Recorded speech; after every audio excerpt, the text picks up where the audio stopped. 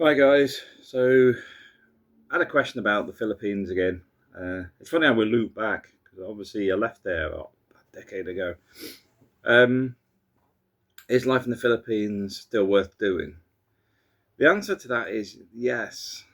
The reality is the cost of living has gone up everywhere. This is the bit a lot of people forget. So it doesn't matter where you are. We're being A, rob blind, but B, population growth is also there. Um, which you think about and think, well, hang on, China got all its population numbers wrong, so shouldn't it be going down? Anyway, so Philippines, between when I left and other times, the population has exploded. It continues to keep growing. Traffic is bad and got worse. Commute times have increased. Dust in the air because obviously the emission stuff is just a fantasy out there. It's I mean, I mentioned this before when I was out on my motorbike. I normally shower when I get back because of the road dust and diesel fumes and all the crap that's got on you. It's still like that, but that's around the cities. Once you get away from that, it's doable. The hard bit is getting from the airport to where you live. And once you're there, yeah, it's busy, but it's not as bad. So, would I recommend still living in the Philippines? Yeah, 100%. I'll try and list five things. Firstly, you're still going to get a cheaper cost of living and a higher quality of life. Access to good food is there, but there is some weird stuff. I think potatoes have gone out of control on the pricing, for example, or onions. There's potatoes or onions, from what I'm hearing. But at the same time, it's still cheap compared to living in the UK. Although the UK, struggle to find somewhere more expensive these days. So your cost of living's relative. You're going to have percentages. If you'd worked out the percentages, you'll probably see that things aren't as bad as a lot of people think they are. It's because when they moved out there, things were much cheaper, but obviously they haven't moved back to see how far things have jumped in other countries. So everything's relative. So the cost of living is also adaptable. So in the UK, unless you want to live in a tent in a graveyard illegally, you're going to have something like this as a minimum. And this comes with a minimum charge because everything's tied in with the government, which means you're going to have these facilities, it's got to have a fire alarm, it's got to have this, it all costs money. So the cost of a simple abode is multiplied. In the Philippines, they have things like bed spaces where you share rooms. You have things like one bedroom apartments, which are very basic, may have an electric fan if you're lucky, and they do it cheap. And then you start going up where it's got aircon, and you know you get the housing pyramid where you sort of upscaling as you go. So you can adapt to where you fit financially, which is difficult in many countries unless you're in the UK and unemployed. If you're at the bottom, you're unemployed because if your wages ain't enough, you're better off unemployed. That's why people have this saying, better off in benefits. Third one is it teaches you to be an adult. It teaches you to be self-sufficient, self-reliant, um, thinking ahead, and adapting to things around you. Also, very good skills that you learn over time. This is why I say go with at least 6 months, 12 months money, and then don't plan on spending it, but it's there as a reserve. But you can then have a little bit of leeway if something badly goes wrong, you can exit. But ultimately, you're on your own. Don't expect the embassy to jump in. They won't. Don't expect most people to jump in. They can't financially afford it. You need to be self-reliant and evolve yourself. If you haven't got those skills, you should develop them. It's stuff that a lot of the time people are not taught these days. This is why I put a high emphasis on it, because once you reach that point of strong independence, it does unlock a lot of stuff that you wouldn't normally do. Next one is relationships. I still believe that Philippine women are some of the best on the planet, as wives, as girlfriends, etc. A lot of people gripe and complain, but they've had failed relationships. But at the same time, I look at a lot of the guys, I look at a lot of the women, and I can see exactly why they failed. That's it. Do it yourself. When somebody's saying, you're my relationship's this, blah, blah, blah, it's all her, blah, blah, blah. And then just listen to them, understand them, then look at their ex-partner, and you'll be able to figure out it 9 times out of 10. She's always posting about herself on the internet. She doesn't have photos of her boyfriend or her husband or anybody else. Is she single? Because that's what the vibe is she's giving. He's always complaining. He's always drunk. He's always argumentative. Is he violent? I don't know. There's always stuff that puts 2 and 2 together. It's never so cut and dry. But you invest the right time with the right woman, you'll be married for life. If you want married for life, or you'll have a partner for life. But ultimately, I think it's the whole yin and yang piece, without getting all spiritual. That's all about balance. So, like with me and my wife, ask how she is all the time. Ask how she's doing. You make sure your partner's aware that you still love them, all that sort of stuff. You keep that attachment there, so that you're both in sync with each other and content around each other. If you're not content at day one and it's just sex or something else, that's not a relationship. That's nothing. That's nothing. So don't be delusional with yourself and don't be delusional with them. You need to turn around and work out, is this long term? And if it's long term, what's it going to look like? What do we need to do? How do we evolve it from being in the same house to actually having similar hobbies, interests, clicking, not just that puppy love stuff that people often start off with and then it all becomes a disaster. But you're probably going to get somebody that's a lot thinner, a lot more traditional, a lot more acceptable of values, etc. And possibly a bit religious. And then on top of that, committed to you as long as you commit to them and you look after each other. As simple as that. As a retirement plan,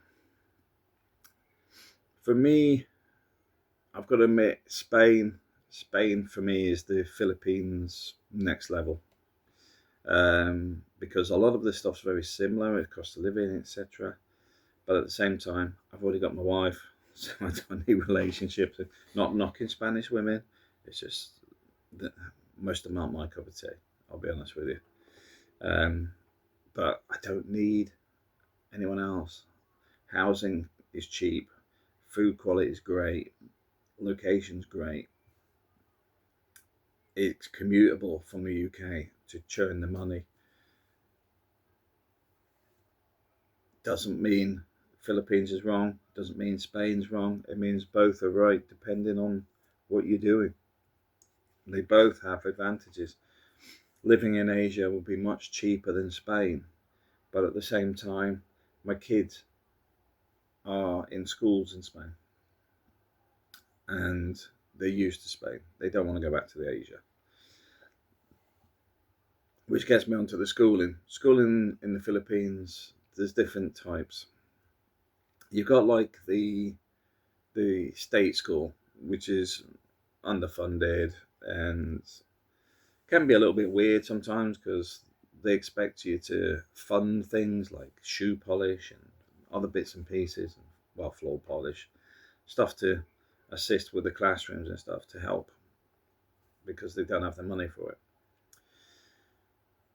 Then you've got like private schools, but they're like that. You know, the quality on them is all over the place, so you need to do a bit of research yourself. And then you've got international schools. which are the more higher end, more expensive.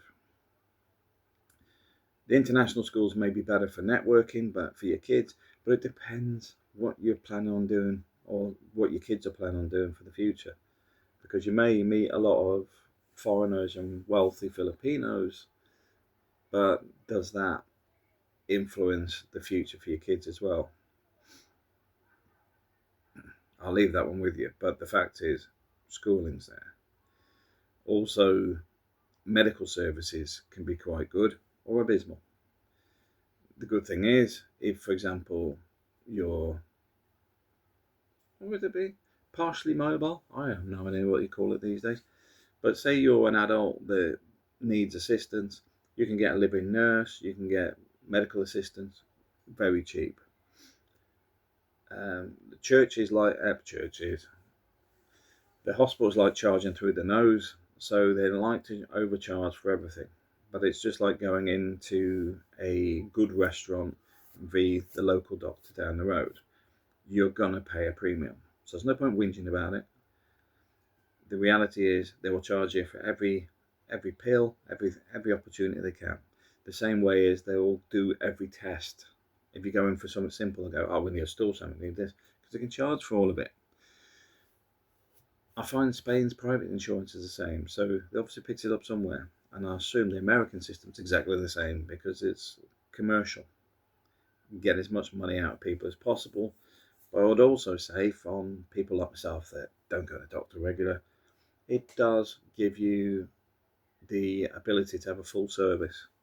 You know, you have a full checkup every time you go into the doctor, which is a plus. So we've covered the foods okay. There's lots of restaurants as well, ridiculous amount of restaurants. Um, Accommodation's okay. Cost of living's okay. Relationships, lots and lots of women. Work's the hard bit, but the work's becoming a little bit like that. I'm not sure where it's going because after the COVID, a lot of people were pushed to work from home. Then a lot of people don't want to come back to the office. And now, like in the UK, there's a lot of push on trying to get people back to the office and away from hybrid working. Don't know why. See, my role's a little bit odd in the sense of I have contracts all over the UK, and if I wanted to go to that office, it's currently in Edinburgh, which would mean I'd have to fly to it every day, which isn't really viable.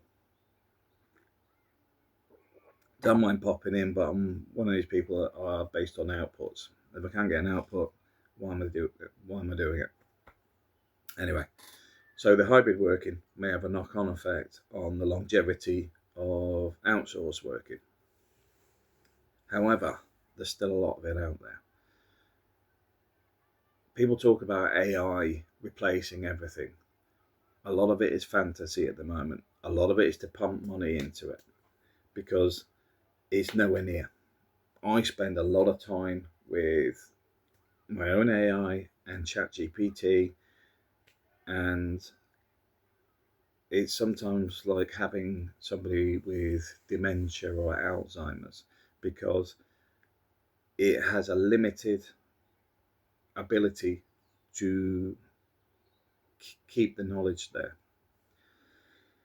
I've got a different system that I'm currently building, which is for document management and contract reading and stuff like that. It's a very different beast in the sense of that is specifically for legal documents and contract reading and commercial. So its whole basis is reviewing contracts. ChatGPT is trying to do everything. And this is where I think they're trying to have the cake and eat it at the minute, which is A, expensive, but B, it does mean the bigger systems will take a long time to develop because it's getting a lot of junk. Look at social media. What do you mean? Look at social media. It's like spaghetti. Look how much crap is in it. How much stuff would you not want in there if you could stop it getting in there? So imagine AI trying to evolve and develop when it's got spaghetti going in it, because it's the same people using both. You're getting junk in there. So they're contaminated systems, really, and it will take time for it to develop, evolve, because people have to correct it. AI's got to learn that that's stupid, and then it starts. Because you look at what happened with Gemini, with the bias around history and everybody becoming out black and all that sort of stuff. There's a lot of stuff going in there that shouldn't be put in there, because it should be more of a sterile environment, in the sense of it shouldn't be biased at all, because then it can learn and evolve. If it's got a bias, it's going to blank stuff out to suit that bias, which is just dumb. But anyway, that's why it's going to take longer than people are pushing for. So if you can secure work, I think you're going to be on it for a while. I also think there is still opportunities out there, because a lot of companies need to evolve. They haven't evolved since the 90s. So there's going to be other stuff come out. So firstly, you've got the evolution there. There's opportunities online, all that sort of sprinkly dust, internet stuff. Secondly, manufacturing. There's a lot of corruption in the Philippines. So exports can be painful. Imports can be painful. Labor costs can be high. Pricing can be high. It's why the Philippines could do more if it could cut down on its corruption. It could easily be producing a lot of stuff for a lot of countries at a very good price. There are too many pigs in the trough, unfortunately. So bear that in mind. If you think, I'm going to open this up and whatever, you'll probably get a knock at the door. A good one's the fire officers. Fire officers will come in and say, you need more fire extinguishers. It's all hush money. Because as soon as you go out, as soon as they go out, you get a phone call from somebody selling you fire extinguishers. I wonder how that happens. I mean, literally, 2 minutes phone call. You need 2 fire extinguishers. Okay. Oh, do you want to buy some fire extinguishers? That sort of setup. That's how corrupt it is. Is it dangerous? I don't find it dangerous if you're an idiot. I find a lot of stuff that happens to people, A, are doing things they shouldn't be, and B, upsetting the wrong people. Most people won't bother you if you don't bother them. That's the sort of mantra. Don't go there expecting to change the world of poverty. I've seen some really dumb things. I've seen people whinging that foreigners pay the same rates for their yayas, their laundry ladies, their nannies, what's the living called? You got your yayas, you got your nannies, you got your different staff anyway. But they'll go, oh, well, they pay the same as everybody else, Yeah, because they're getting the same service in the same country. And then they were trying to bring the minimum wage up, to try and introduce a minimum wage for living housemaids, etc. Sort of backfires, because everyone just goes, well, don't really need a housemaid then, do I? I'm paying what a lot of these people are worth. I'm paying, if they don't want it, don't have the job. It's as simple as that. But this is what I'm saying. When people start dictating that you should be paying this and you should be doing that, so okay, I'll sack them. I'll just tell them you told me to sack them.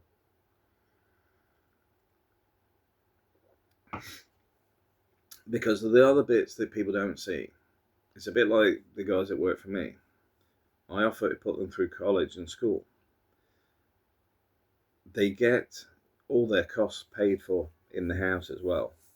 And we show them how to use a bank account, set up a bank account, how to separate their money, because a lot of their family just trough off them. It's not us that are the problem, it's actually their families. They come out and will take their entire salaries and not even give them enough bus fare to go home. The families are only interested in the money a lot of the time.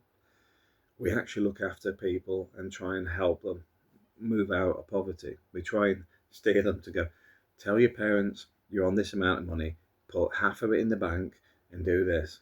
And we try and help them. so that they've got A, they've got their own money. B, I'll put them through school. I'll help them wherever I can. And then you got the parents that we've had it where they were encouraged to steal. They take all their salaries and do some pretty bad crap. And it's very difficult to fix when your own parents have done that to the individual, because it's ingrained. And it gets me onto a final bit. I'll just close this off. A lot of the time, you will be ripped off, and people will laugh at you and smile. A, because it's a coping mechanism, and B, you're a foreigner, you can afford it. What? Yeah, you can afford it. It's all right to steal from you. Do you know how I deal with that? I assume everybody's stealing until they prove otherwise. That's the best way of dealing with it. Sometimes you leave a little trail, just leave a few hundred pesos there, or leave all your coins on the table, and you know exactly what's there. If things starts disappearing, just raise the question and say, ah, there was an extra 50 pesos on the table. I know some of you guys go, it's not much. It's what's called a breadcrumb. If they're stealing 50 pesos, they're stealing other stuff. There's another place I know where the staff, while the guy was out, was stealing meat out the fridge. They were literally stealing the meat out the fridge and freezer. And if people are in your home and willing to do that, you do not need them in your home. I'll leave it there. But would I still do it? 100%. I think I would have more of the Alexas and stuff around my house. Keep an eye on people. But on the other side, I've got so many good friends in the Philippines, and the bad situations have been minimal compared to the good. The worst people I've had in the Philippines are the ones that's let me down, because I've tried to help them where I can, and they burned that bridge stupidly in many cases. But anyway, that's life, and that's the way you gotta look at it. It's life. We move on, we evolve, we do better. They are going to continue on that path. You try to help. Thanks for watching.